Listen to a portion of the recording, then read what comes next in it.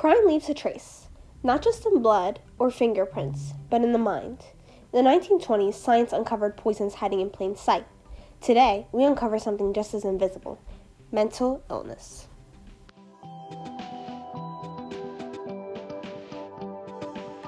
I thought she was just unlucky. 3 deaths, same house, until we tested the tea.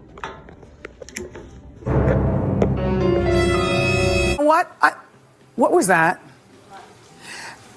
Fanny Creighton, a grieving widow. But grief wasn't the only thing she was hiding. Forensic toxicology uncovered her weapon, arsenic. But what about her mind? I sentence you to 10 years of prison.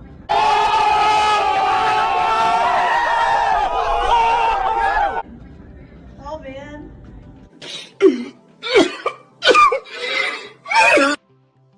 A century later, the science has evolved.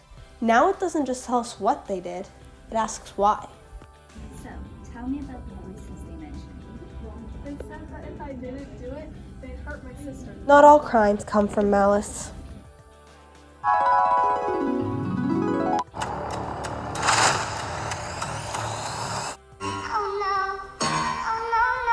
It's over.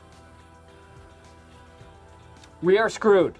Poisoner's Handbook, Mike Malloy was poisoned repeatedly by men trying to cash in on his life insurance. One of them, Francis Pascal, was said to be impulsive, unstable, but back then, no one asked why. They just hanged the guilty. Today, we're beginning to understand that crime doesn't happen in a vacuum. Stress, trauma, illness, they leave no fingerprints, but they leave damage, and sometimes destruction. Hi, I'm Chris. I'm a drug addict. Oh my God! Hi, I'm Isha, and I'm a recovering addict. Hi, I murdered someone.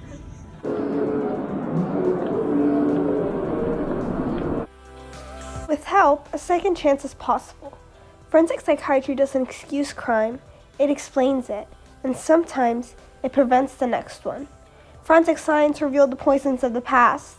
Forensic psychiatry reveals the poisons of the mind.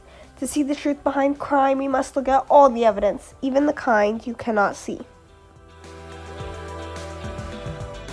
So, the Poisoner's Handbook, it takes place in the 1920s, like the Jazz Age in New York, and this was a time of a lot of murders and mysterious crimes because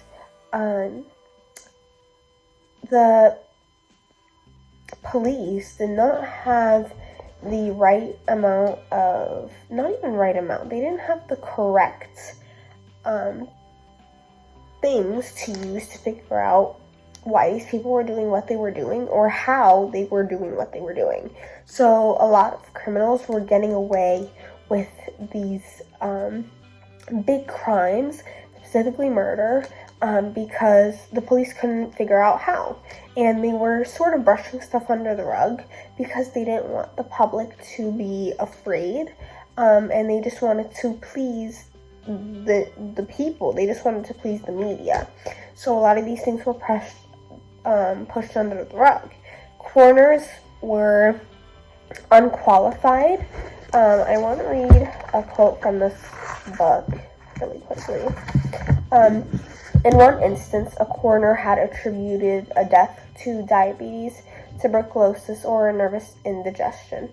A few death certificates simply read "Act of God," which reading it was funny reading it, but thinking about it was a little bit concerning because these coroners who were supposed to be specialized were being put on this pedestal due to their political standpoint or their political connections, and in doing so, they were not qualified to work.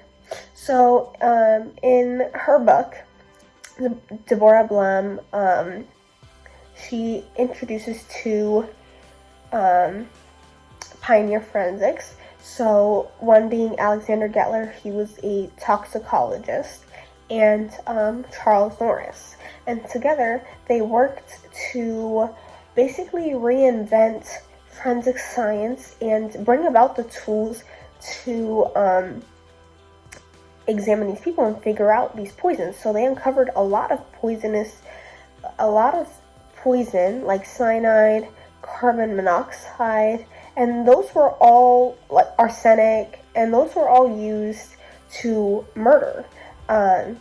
And they were hard to find. They were invisible to the naked eye, and you really had to research to find out how these people were getting poisoned. But what really stood out to me wasn't the poison. It was actually how Deborah talked about why these people did what they did. Because her villains weren't traditional. They were not, they had a very complex background. So their motives weren't always malicious. Some of these people had mental issues going on, and those factors were the ones that caused them to poison someone else. There was one where they were financially stressed, and that financial stress kept building up until they poisoned, until they resorted to poisoning because of how much it was affecting their mental health. So I loved how she went in deep about mental health, because mental health is such a big topic, and a lot of criminals don't do things based on their malicious, based on malicious intentions. A lot of criminals have a lot of mental health problems and a lot of mental stress that cause them to do what they do. So I loved how the book really dived into that, because it really stressed the fact that it is not always black and white. There will be gray, and that gray is why criminals do what they do.